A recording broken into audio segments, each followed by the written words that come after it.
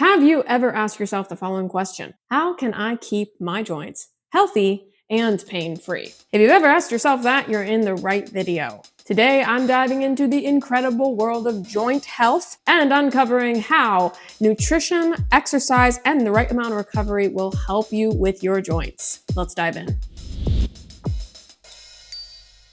Joints are not just points where two bones meet. They're absolute masterpieces of engineering and mechanics. And they contain a lot of different components with a lot of fancy names that I'm going to cover very briefly today because it goes very, very deep. If I were to go over all this information, it would be an extremely long video. So in general, why should you care in the first place? Well, because the health of your joints basically interprets how you're going to move and feel and exist and live past 40 especially. All right, so let's break down just the basics that I'm going to cover here before we move on into nutrition strategies, exercise, and recovery. Let's start first with ball and socket. Very simple concept. The ball is a joint. The socket is the capsule, and it moves within this socket accordingly. Two examples of these, your shoulders and your hips. These type of joints allow for a wide range of motion, including rotation.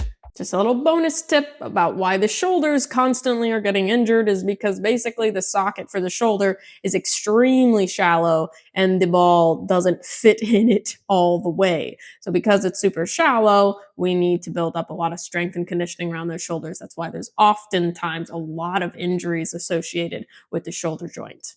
Moving on to hinge joints. If you think of a hinge just like a door hinge, it operates one direction, opening and closing. An example of hinge joints include your knees and your elbows. The knee is a kind of a complex one, but it's generally characterized as a hinge joint. The elbow is a prime example of one. Again, these joints enable bending and straightening movements.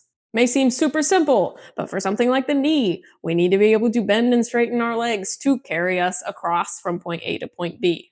And ideally do it without pain. The last joint I'm going to cover in today's video, even though there are many more, are the pivot joints. Perfect example of this is the pivot joint between the first and second vertebrae of your neck. This joint allows for rotational movement on an axis, so you can do things like this. Don't do it too fast though.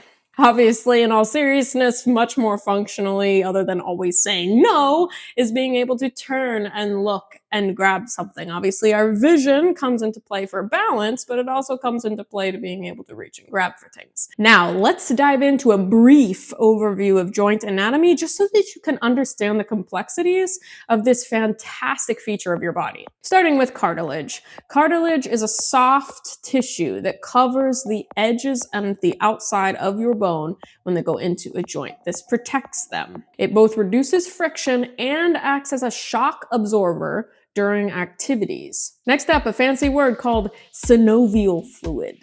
Just a side note for the anatomy aficionados out here, I'm just covering the basics in general. I know that there are some joints that do not have this synovial fluid, but in general, we need to know that it does exist in some of our joints. Synovial fluid is a lubrication fluid for our joints. It both reduces friction within the joints and also nourishes the cartilage. This is one of the reasons why it's very vital to always do a warm-up before you go into your exercise, because the temperature and the viscosity of the synovial fluid needs to be warmed up just a little bit before we go into our activities. It helps for better range of motion and a more effective workout.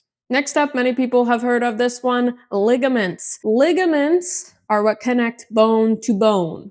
They're commonly mistaken for tendons for many individuals. Ligaments are tough bands that connect a bone to a bone. Tendon connects a muscle to a bone. Those are different.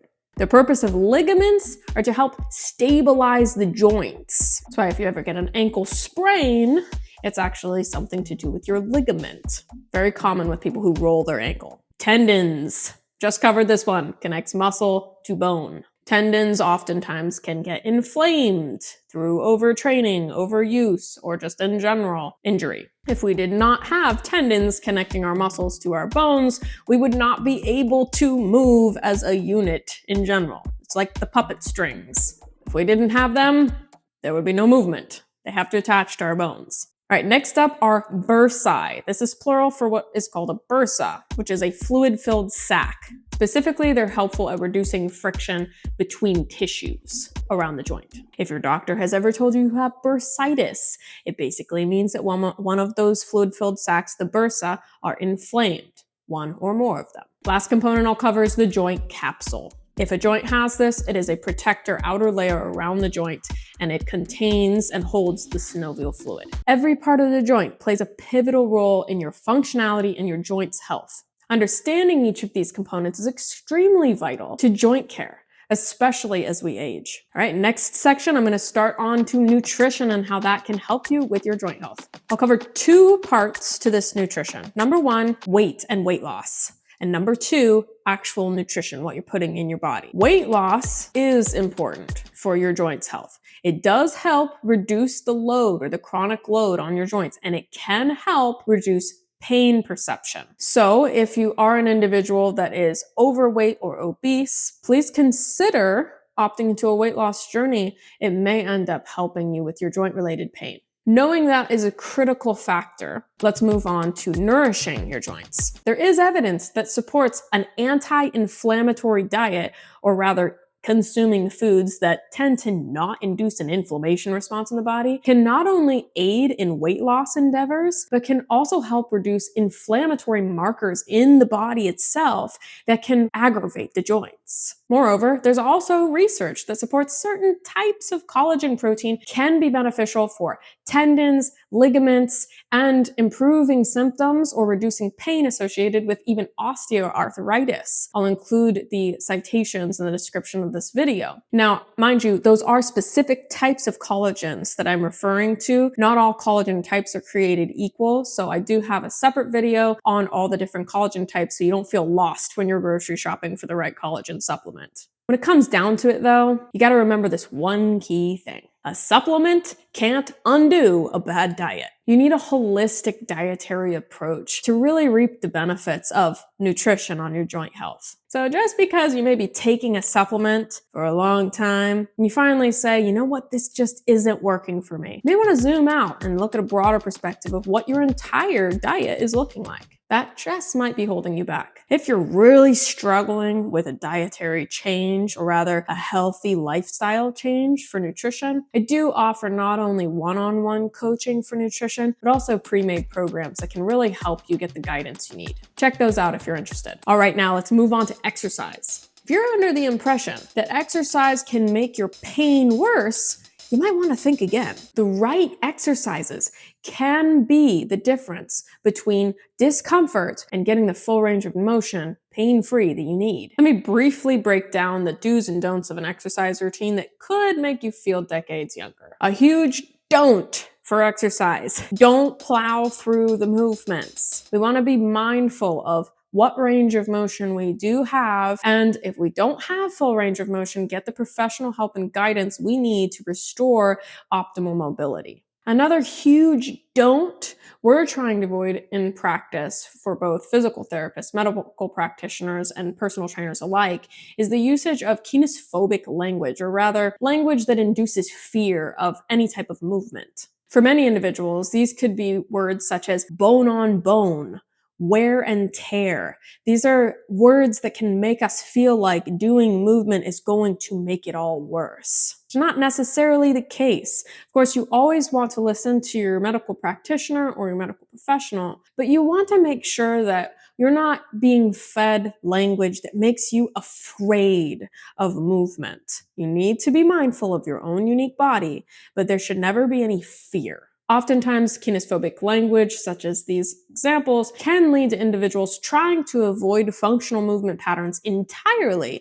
which can be problematic as we enter our golden years and we need to be able to function capably and independently, ideally. The purpose of this section outlining the usage of exercise and improving your joint-related pain is really to highlight that there are a number of beneficial exercises that are unique to each person that can help restore the mobility for the joints and are not necessarily going to aggravate the pain, especially with professional guidance. So here's the gist of this. If this all sounds really confusing, and why is she telling me that I'm not feeling pain because of my joints? I'm definitely feeling pain because of my joints. You very well may be be feeling pain, but not necessarily because of the diagnosis. While that is a tricky thing to say because we need to be listening to our doctors no matter what, please listen to your doctor. Pain science indicates that while someone may have a diagnosis, the source of the pain may not necessarily be the diagnosis. It may be because of an individual being overweight, having their joints be unconditioned, or having inflammation in that area from dietary choices or overtraining, just to name a few examples. But my point is with all this is that there's so many factors surrounding what could be the possible source of pain, and research is indicating that